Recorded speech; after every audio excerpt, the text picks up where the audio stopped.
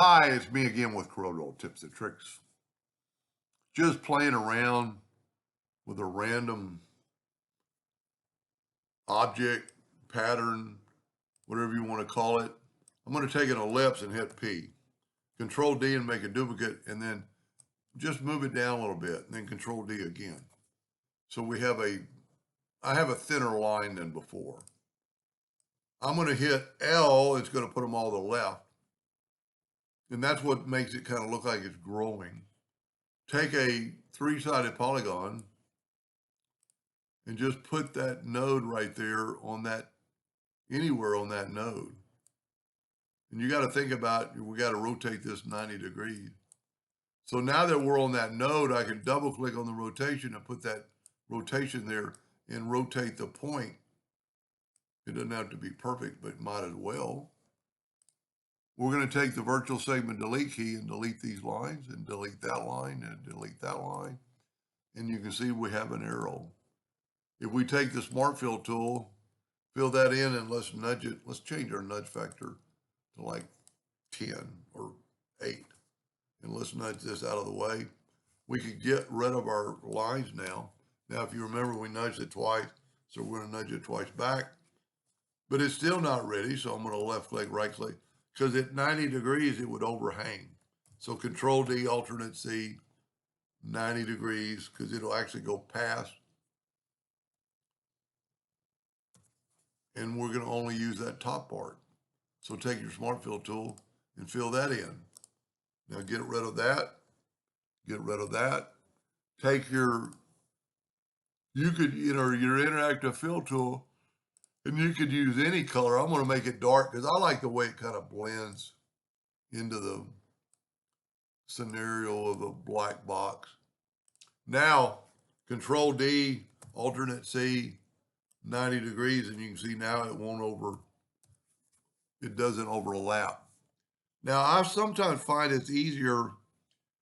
I'm going to group this together, Control G, and I'm going to make this 20% of its size. Because then I'm going to do this, and they'll be on each order, even if I overhang them. Control D, let's make it 40%.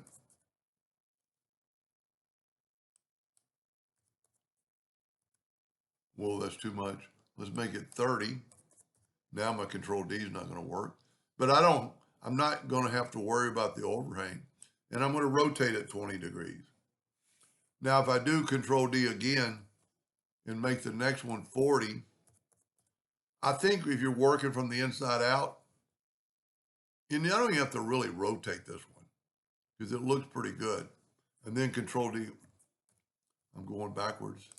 Control D, let's make this one 60%. That's too much. Let's make it 50%. And because of and we do have to rotate this one like to 60 degrees.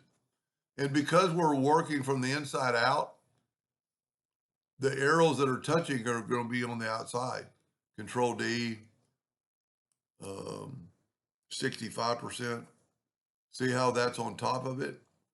And I don't even think I need to rotate it because it kind of, see how the arrows are on top because I'm working from the inside out. Control D, let's make it 75%. Let's make it, and this way you could either do that or just hold down the shift key and have it grow. And then you definitely need to rotate this like maybe 120 degrees. That might be too much. Let's go 105. Just anything that kind of looks like a spiral, and that matches pretty good. And you could keep going. Look at that. Look at that, and it's even rotating. And even though we're too close, the last one, if you work from the outside in, those inner ones would be on top. This way they're on the bottom.